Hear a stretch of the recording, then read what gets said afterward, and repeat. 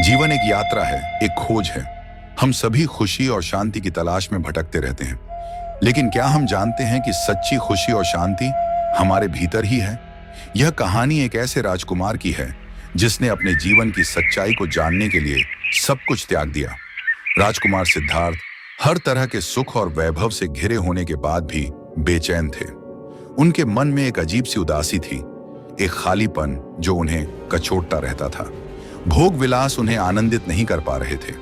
उनके अंतर मन में एक गहरा प्रश्न गूंज रहा था, यह जीवन क्या है? दुख का कारण क्या है? और इस दुख से मुक्ति का मार्ग क्या है? क्या आपके मन में भी कभी ऐसे सवाल उठे हैं?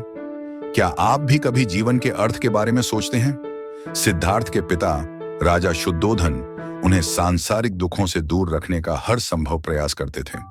उन्होंने सिद्धार्थ के लिए 3 रथुओं के अनुकूल 3 महल बनवाए थे। वहां हर प्रकार के सुख साधनों की प्रचुरता थी। सुंदर नर्तकियां, गायिकाएं, वादक सभी उनकी सेवा में तत्पर रहते थे। फिर भी सिद्धार्थ का मन अशांत रहता था। एक दिन सिद्धार्थ ने अपने सारथी से नगर भ्रमण की इच्छा व्यक्त की।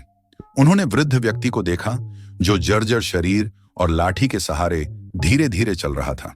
फिर उन्होंने एक बीमार व्यक्ति को देखा जो पीड़ा से कराह रहा था। इसके बाद उन्होंने एक शव को देखा जिसे 4 लोग कंधे पर उठाए श्मशान की ओर ले जा रहे थे। इन दृश्यों ने सिद्धार्थ के मन को झकझोर दिया। उन्होंने सोचा, क्या यही जीवन की सच्चाई है? क्या हम सब इसी तरह बुढ़ापे, बीमारी और मृत्यु के शिकार होते हैं? एक दिन राजकुमार ने नगर के बाहर एक तपस्वी को देखा। तपस्वी शांत और प्रसन्न दिख रहा था। उसका चेहरा एक अद्भुत शांति से चमक रहा था। राजकुमार को लगा कि शायद यही वह रास्ता है जिसकी उन्हें तलाश है। उन्होंने तपस्वी से पूछा, महात्मन, आप इतने शांत कैसे रहते हैं? आपके चेहरे पर इतनी प्रसन्नता का क्या कारण है? तपस्वी ने उत्तर दिया, राजकुमार, यह शांति और प्रसन्नता बाहर की दुनिया में नहीं बल्कि अपने भीतर है। मैंने अपने मन को शांत करना सीख लिया है। मैंने मौन की शक्ति को पहचान लिया है। क्या आप जानते हैं मौन की शक्ति के बारे में? क्या आपने कभी मौन रहकर अपने मन को शांत करने की कोशिश की है? तपस्वी ने आगे कहा, राजकुमार, यह संसार दुखों का सागर है। यहाँ हर पल परिवर्तन होता रहता है। जो आज है वह कल नहीं रहेगा।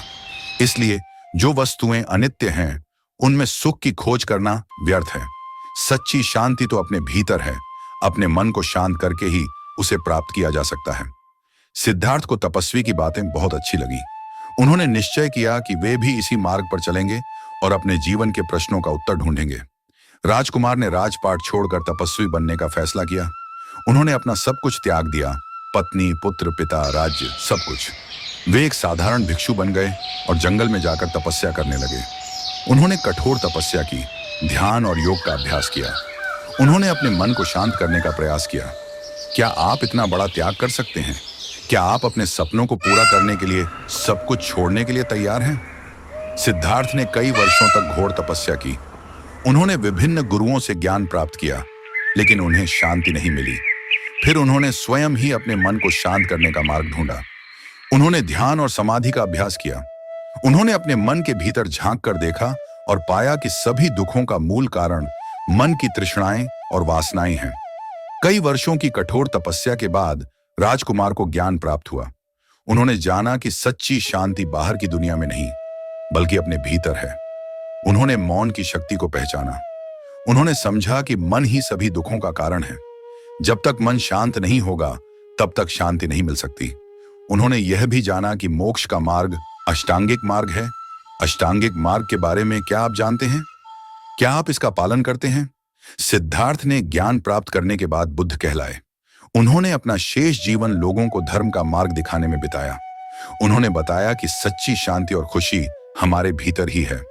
हमें अपने मन को शांत करना चाहिए और तृष्णाओं से मुक्त होना चाहिए।